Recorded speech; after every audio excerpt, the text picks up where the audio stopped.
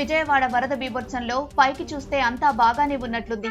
Yellow media కూడా అంతా అద్భుతం అన్నట్లు పైకి చూపిస్తోంది. ప్రజలకు అందుతున్న సదుపాయాలేమో ప్రభుత్వం వలన, అందనిదేమో అధికారుల వైఫల్యం అన్నట్లు పత్రికలు రాస్తున్నాయి. ప్రభుత్వంలో పెద్దలు కూడా అలానే భావిస్తున్నారు. వాస్తవంగా ప్రభుత్వం ముందు చేయాల్సిన పని వరద వస్తుందని ముందుగా సిగ్నల్ ఇవ్వాలి.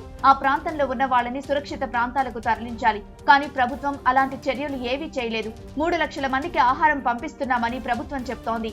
ఒక లారీలో నీటి ఒడ్డున పెట్టి మోకాలు లోతులో ఉన్న వాళ్ళు వచ్చి తీసుకెళ్తున్నారు. పక్కన ఉన్న వాళ్ళకి ఇస్తున్నారు తప్ప పూర్తిగా నీట మునిగిన వాళ్లకు బోటులో వెళ్లి ఇచ్చే నాదుడే లేడు. పైకి మాత్రం ఎల్లో మీడియా అంత సూపర్ గా జరుగుతోంది, అసలు అడ్మినిస్ట్రేషన్ మొత్తం బాగా జరుగుతోంది, చంద్రబాబు గారే అందరికీ పంపిణీ చేస్తున్నారని బాకాలు కొడుతున్నాయి.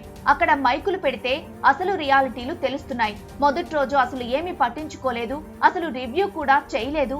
రెండో రోజు చంద్రబాబు రివ్యూ చేసి సింగినగర్ కాలనీలో పర్యటనకు వచ్చారు. మూడో రోజుకు స్వచ్ఛంద సంస్థలు, ప్రభుత్వం అందించే ఫుడ్ ప్రజలకు చేరింది. మొదట్లో ఉన్న వాళ్ళకి ఇప్పటికీ అందుతుంది, చివర్లో వాళ్ళకి అందటం లేదు. Huda colony, journalist colony, Rajiv Nagar లో పరిస్థితి దారుణంగా ఉంది. ఇక్కడి ప్రజలకు ఆహారం, నీళ్లు అందటం లేదు.